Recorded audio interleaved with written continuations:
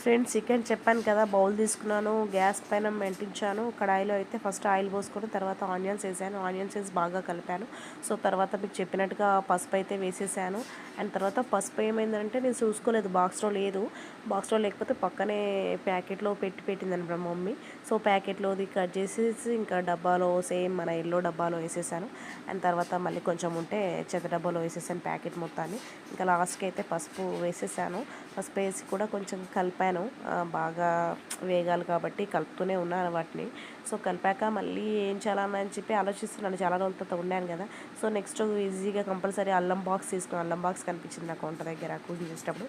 So అల్లం box తీసుకున్నాను. అల్లం కూడా ఒక 2-3 స్పూన్స్ వేసాను. అల్లం చూసి వేసాను అనమాట.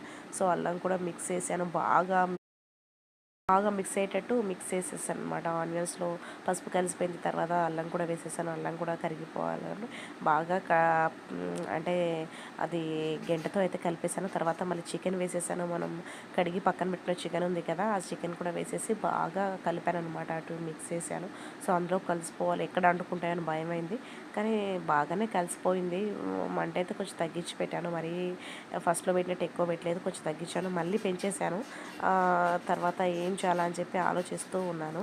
తర్వాత వెంటనే ఉప్పు వేసేసాను, కొంచెం సాల్ట్ వేసాను. సాల్ట్ వేసాక మళ్ళీ ఇంకేం వేయాలా అని చాలా రోజులు గ్యాప్ వచ్చి మర్చిపోయాను అసలు కర్రీ ఎలా చేయాలి ఏంటి అనేది.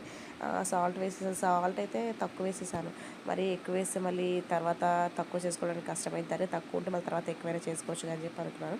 తర్వాత ఇంకా ఆటోమేటిక్గా అయితే కారం అయితే వేసేసాను, చిల్లీ పౌడర్. మన మిర్చి పౌడర్ అయితే ప్యాకెట్లోనే ఉంది, దానికి బాక్స్ లేదు, ఇంకా చూసుకోలేదు నేను. ఇంకా ప్యాకెట్లో ఉంటే ప్యాకెట్లోనే వేసేసాను.